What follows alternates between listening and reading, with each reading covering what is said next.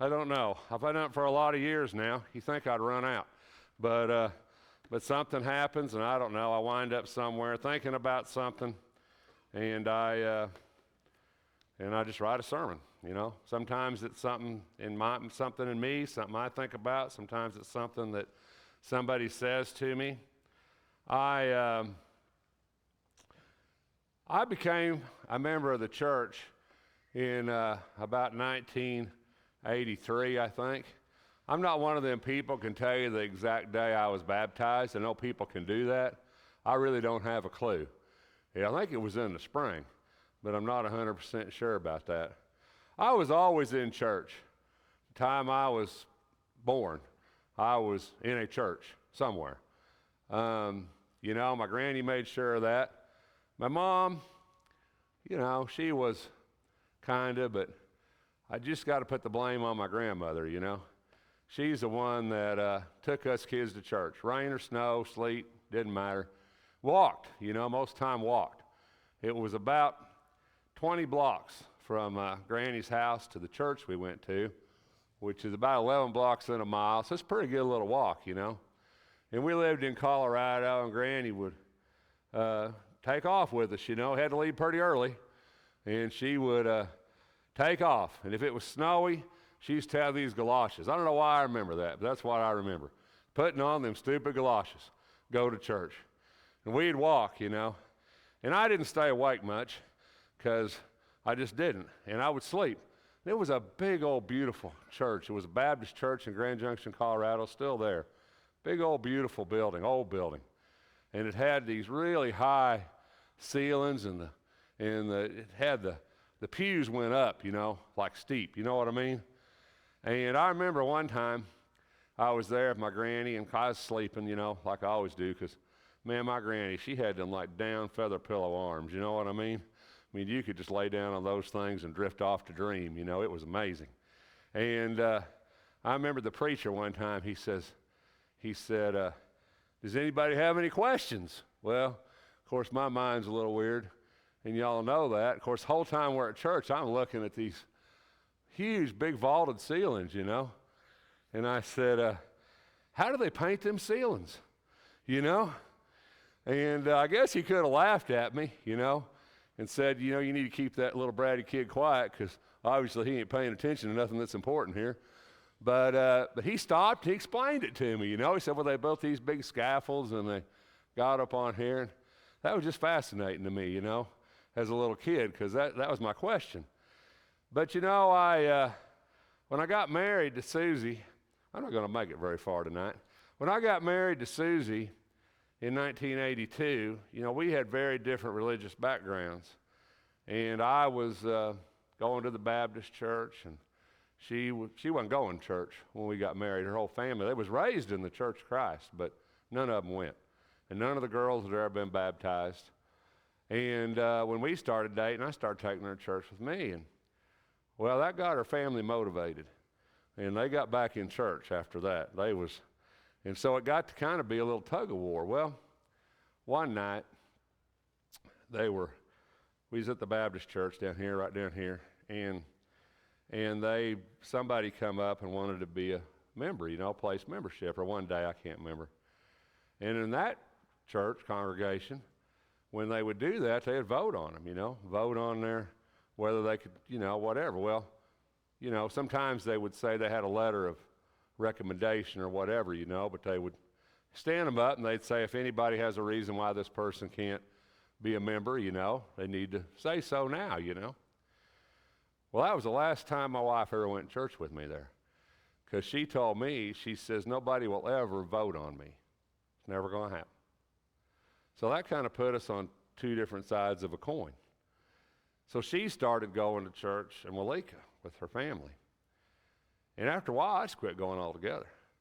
I didn't want to go without her, And I was in school, we was driving back and forth, we weren't always here anyway. But eventually, I got talking to Theon over there, and I got baptized in the church eventually. And we were going over to Walika. Walika's a little bitty church, little bitty. And we didn't have any kids, so it wasn't that big a deal. Melanie can tell you, I was there when she was born. And we was all right, and we was happy, and we went all the time, and it was all good, and we loved it. And I loved Melanie's granddad, Doyle. One of my favorite people on the whole face of the planet that ever lived was Doyle Puckett. I just loved him and Tressie more than I can even put into words. Doyle is a lot of the reason I became a Christian, or was baptized into the church, because Doyle was my kind of guy, just was. And anyway, long story short, I know I'm dragging this on. I always say I shouldn't talk about myself, but in this sermon I feel like I should talk about myself. So I took a job in Texas, and New Boston, Texas. So we moved to Ashdown, Arkansas.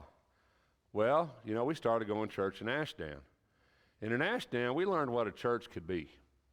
Not that we didn't love Walika, because we did. But Ashdown was bigger, and it had kids, and it had stuff, and there was stuff going on a lot of the time, and we loved that. And then we moved back, and then in 1987, we moved back to Henrietta. And we moved to town, put our house in town, right there where it is now. And we started going to church here in Henrietta. And it was the old building over here, and a lot of people came about the time we came. Jensen's came about the time we came, and the LaValleys came about the time we came. There's a whole group of us, and it was wonderful, because there was all these people our age, and then we had kids, right?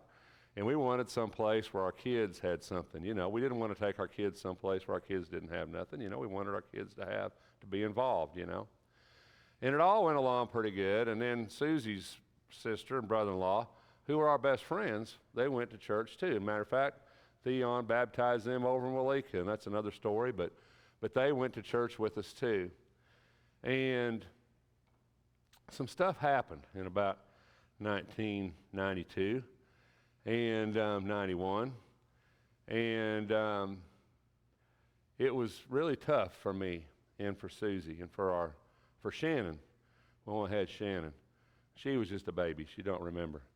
But my brother-in-law, who was my best friend, and my other brother-in-law had moved up here from Texas, Rob, my sister's husband. And Rob was working for me.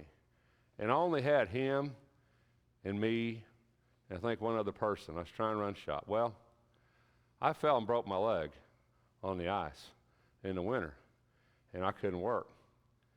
And the whole time that I was in that hospital, my best friend never came to see me, Susie's brother-in-law. My other brother-in-law never came to see me. Nobody ever came, which isn't a big deal. I'm a big boy, and that's all right. But what I didn't know was the whole time that was happening, my brother-in-law was my best friend, had hired my other brother-in-law to go drive a truck for him, and I didn't have anybody, and I was laid up in the hospital. They did this all while I had a broken leg and was laying in the hospital. They did all this stuff. And so I'm laying there with a broken leg in the hospital, and the two people in the world that I should have been able to depend on, my best friend and my brother-in-law that worked on me, had got in cahoots together and he went to work for him, and I didn't have anybody.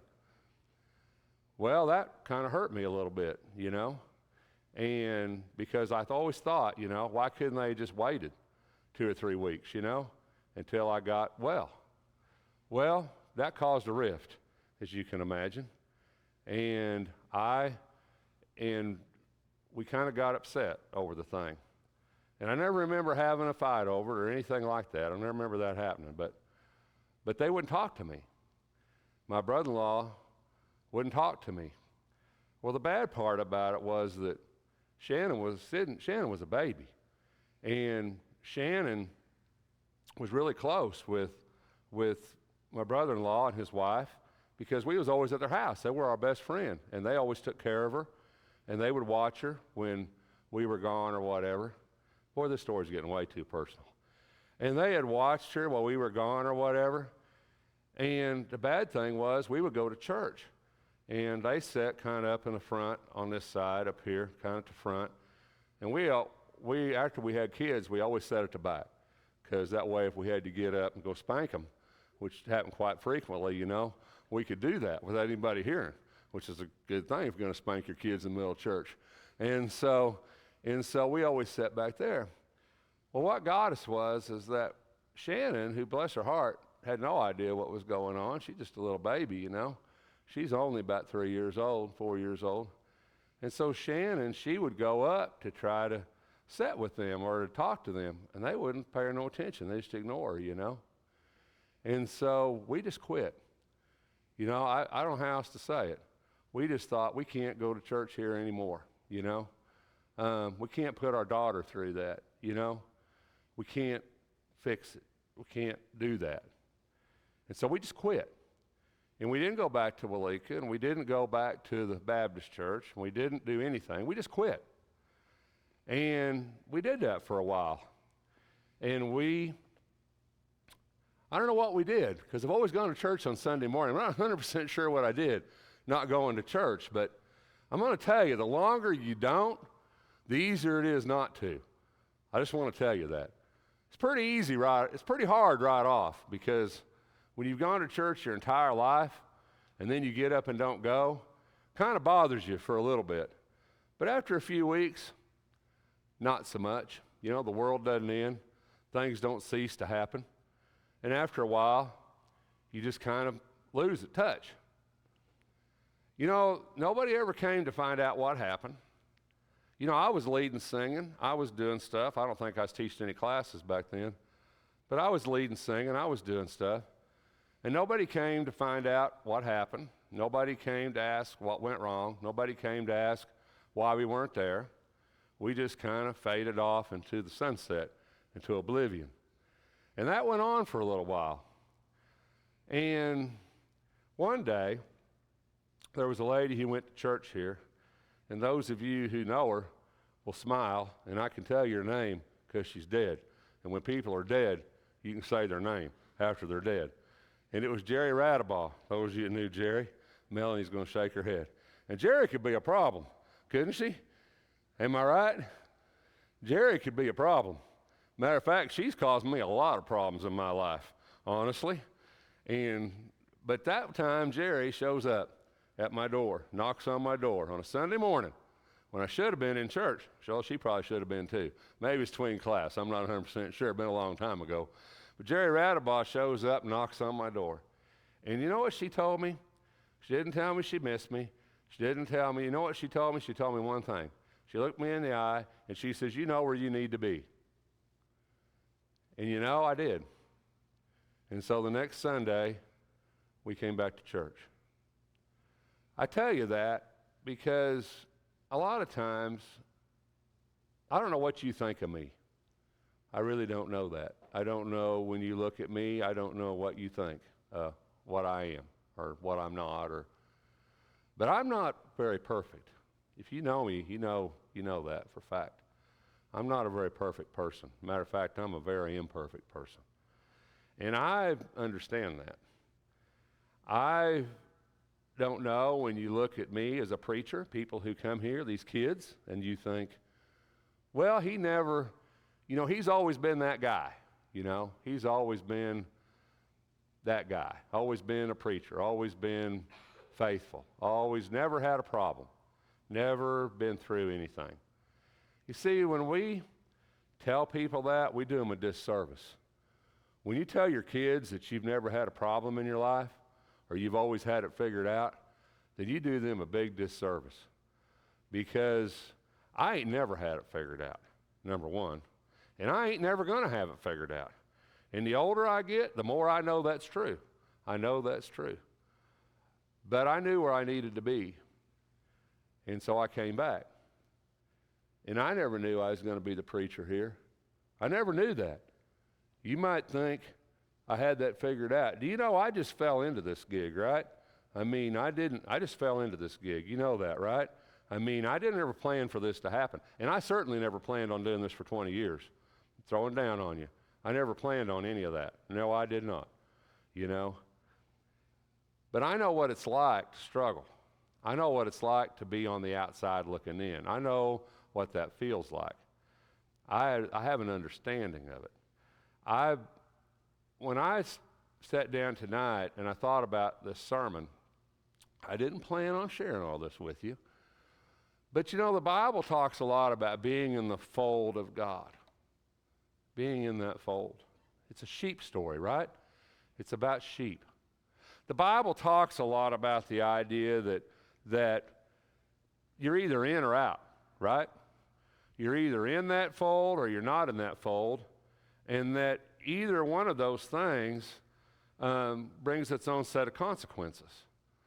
And as cruel as the world can be, and that can be pretty bad, as cruel as the world can be, the world, at the end of the day, shouldn't bother you, because that's the world.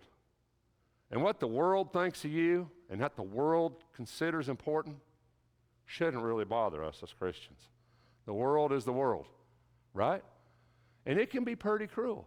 It can be pretty cruel outside of the fold of the sheep. But sometimes it can be cruel inside the fold of the sheep, you see? That's what causes our problems. It's not the world, it's not what's outside, because you can't change that.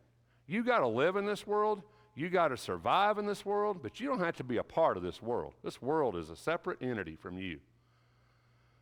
But you are part of this, and that means something. There's 2 verses, and I'm never going to get through this, so we're just going to go a little while, then we're going to quit.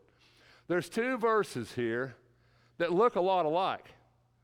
They're both talking about one lost sheep. It's Matthew 18 and Luke 15. But I want you to look at these 2 verses, and I want you to tell me what's different about these verses, because they're not the same. Now you say, oh, Rex, you're wrong. This is the same. No, they're not. I'm just here to tell you. I'm going to explain it to you. And I wish I had slides, but unfortunately I'm going off track tonight, so I don't. So if you don't have a Bible with you in the next 10 minutes, this could be interesting. But these aren't the same. Matthew 18 says, what do you think? If any man has 100 sheep and one of them has gone astray, does he not leave the 99 on the mountains and go and search for the one that is straying? Luke 15 says, what man among you, if he has 100 sheep and has lost one of them, does not leave the 99 in the open pasture and go after the one which is lost until he finds it? You say, Rex, that's exactly the same. It ain't. It ain't the same. Unfortunately, I didn't got slides. So if you don't have a Bible, because I really wasn't planning on doing this, but if you don't have a Bible, this could get interesting. But if you have a Bible, and you can turn to Matthew chapter 18. You know, I've spoiled us to not carrying Bibles, which is good and bad in here, because I try to put everything on the screen. And the reason I do that is because when I was going to church before PowerPoints, when we used to have to put our Bible, you know what I would do? When the preacher would say, go to that verse, I would just start reading. And he would just lose me for the whole rest of the sermon, because I was just reading on. You know what I mean? And so there's good and bad to putting it up here. You know, on the one hand, I like you to have a Bible on your hand. On the other hand, I'm like, if you do, you're like, just start reading on your own, and then we just totally be lost. So Matthew, and then if you go to Luke, well, let's go to Matthew first. Matthew 18. So if we go to Matthew 18, the first part of that chapter. Number 1, let's look at our audience here. In Matthew 18, it says, at that time the disciples came to Jesus and said, who is greatest in the kingdom of heaven? So in Matthew 18, and then I want you to go over to Luke 15. And when you look at Matthew 18, your audience here, or your audience here is the disciples, right? The disciples, those closest to Jesus, the ones that he spent his time with. We had a little discussion about that in class this morning. And when you go over there, that's who you're talking to.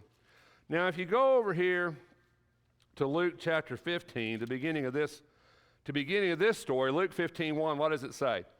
All the tax collectors and sinners were coming near to Jesus to listen to him, and both the Pharisees and the scribes began to complain, saying, this man receives sinners and eats with them.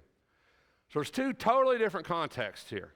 In one context, he's talking to those disciples, and the issue is pride, okay? The issue in Matthew 18, the beginning of the issue in Matthew 18 is pride. Who is greatest, right? Matthew 18. Who then is greatest in the kingdom? And he called a child to himself and set him among them, and said, "Truly I say to you, unless you change and become like children, you will not enter the kingdom of heaven. So whosoever will humble himself like this child, he is greatest in the kingdom of heaven. And whoever receives one such child in my name receives me, but whoever causes one of these little ones who believe in me to sin." Look at the context. So in Matthew 18, what are we talking about? We're talking about those who believe in him to sin. Do you see that? In other words, in Matthew 18, he's talking to his disciples. What's the context? They're proud. Who's going to be the greatest? And Jesus says, oh, if you don't humble yourself like a child, you won't enter. And then he says, if you cause one of these who believe in me to stumble. You see? This is a problem inside the fold. Does that make any sense? This is a problem inside the fold. All of Matthew 18 is inside the fold, you see? Matthew 18, so he says, what do you think? You have 100 sheep. So look at this. What does it say? One of them has what in Matthew 18? Gone astray. You see that in Matthew 18? What does it mean to go astray? You've got to be somewhere to go astray. Would you agree with that? You don't go astray at some place you're not. You got to be someplace to go astray. What does it say in Luke 15? It says, what man makes 100 sheep and what? Lost one of them. You see the difference in this passage? In Matthew 18, what does it say? They've gone astray. That means they've wandered off. Sheep wander off, right? They wandered off. But in Luke 15, what does it say? It says, you've lost them. You see? In 18, the sheep went astray. In 15, you lost it. Does that make any sense? Y'all follow me on this? So when we get to Luke 15, what does it say? It's the tax collectors and the scribes that are questioning Jesus in Luke 15. And he told them this parable. What among a man of you, if he has 100 sheep and lost one of them, does not leave the other 99 in the open pasture and go after the one that is lost until he finds it? And when he has found it, he puts it on his shoulders, rejoicing, and then he comes home. He calls together his friends and his neighbors, saying to them, rejoice with me, because I have found my sheep that was lost. Then what does he say? I tell you that in the same way there will be more joy in heaven over one sinner who repents than over 99 who have no need. So we lost. So in 15, we're talking about a lost sinner. Would you agree with that? We're talking about a lost sinner in Luke 15, right? A lost sinner. Because if you read the context of the passage, what does it say? There will be more joy in heaven over one sinner who repents, right? So Luke 15, you're talking about a lost sinner who turns back to God. Because that's the context. Jesus says, I'm eating with sinners. I'm eating with tax collectors. Why are you doing that? Because I'm trying to, as we looked at this morning, I'm trying to seek and save that which is lost. So we go back to Matthew 18. In Matthew 18, he says what? He says, woe to the world because of stumbling blocks. Matthew 18:7. For it is inevitable that stumbling blocks come, but woe to the person through whom the stumbling block comes. If your hand or foot is causing you to sin, cut it off, throw it away for you. It is better for you to enter life maimed or without foot than to have 2 hands, 2 feet, be thrown to the eternal fire. If your eye is causing you to sin, tear it out, throw it away. Then what does he say? He says in 10, see you do not look down on one of these little ones. See? 18 is out of the flock. It's a sinner that's repenting. 15 is in the flock. So Matthew 18 is in the flock. He says, they're angels, because right here he says, for I say to you, they're angels in heaven, continue to see the face of my Father who is in heaven. What do you think? If any man has 100 sheep, and one of them goes astray, wanders off, will he not leave the 99 on the mountains and go and search for the one that is lost? And if it turns out he finds it, truly I say to you, he rejoices over it more than the 99 that have gone astray. So, now listen to 14. So it is not the will of your Father who is in heaven for one of these little ones to perish. You see the difference in the passage? So in Luke 18, what's he saying? In Luke 18, he's talking about those in the fold. It's not willing that any of these little ones should perish, should be lost, should go astray, as the text says in Matthew 18. But in Luke 15, it's a different text. It's a different context. It's a different passage. So oftentimes, When we look at these two passages in Matthew 18, Matthew 15, we think, well, Rex, talk about the same thing. We're not talking about the same thing. One talking internal, another one we're talking external. Internal is when somebody stumbles, when there's a problem within the fold, within there, that somebody stumbles and one of them goes astray. External is sin. Okay? External is sin. When there's sin involved, that's an external thing. One's an internal, one's an external. Matthew 18 is an internal. Matthew 15 is an external. All of Matthew 18 is an internal. Matthew 15, if you look at Luke 15, where do we go after this? In Luke 15, we go to the lost coin, right? What woman, if she loses the coin, doesn't spend it? When she finds it, she rejoices. And then what? The prodigal son, right? God's always looking for that one, that sinner, that repenter to come back, right? Context of 15 is sin, separation, lost, repent, found, come back, God's waiting. That's the context of Luke 15. Matthew 18, on the other hand, is not about that. Matthew 18 is about the 99. It's about prayer and discipline. It's about forgiveness, and it's about coming back. Two different contextual passages here when you look at Matthew 18 and Matthew 15. So the church in its entirety struggles with two distinct problems. It struggles with external problems, which is the world, wealth, money, sin, all the things that go with the world, and it struggles with internal problems, strife, dissension, unforgiveness, not getting along, all those things that are internal. Now, I've been a preacher for a long, long time.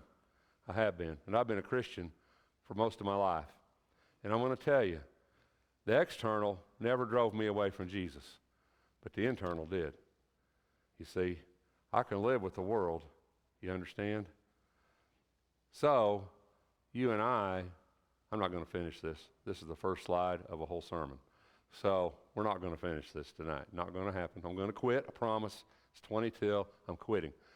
But the problem is that when you look at these two passages contextually, it talks about the two things that cause us problems in two different contextual settings.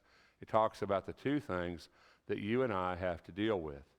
In my experience as a Christian, over all my years, and I've seen a lot of things in my life. I've seen a lot of sin in my life. I've seen adultery. I've seen divorce. I've seen all kinds of things within my life as a preacher and as a Christian. And I'm going to tell you, most people who are not here, it's not because of the world. It's because of here. And that's something we have to fix. You know, I just don't know how else to say it. The thing of it is, what hurts us the most is what's closest to us, people. I mean, that's just a fact. You know, I get griped at the shop for things all the time. People call me and scream at me and call me all kinds of names. Well, not all the time, but it happens. You know, and let me know how terrible a person I am and what they think of me. And, you know, I'm all right with that. Matter of fact, it doesn't even bother me. Matter of fact, I can hang up that phone call and go eat lunch and have a good time. It don't even affect me, you know. But if my kids get mad at me or Susie gets mad at me, then that affects me. Why? Because they matter to me. Because they're important to me. You see?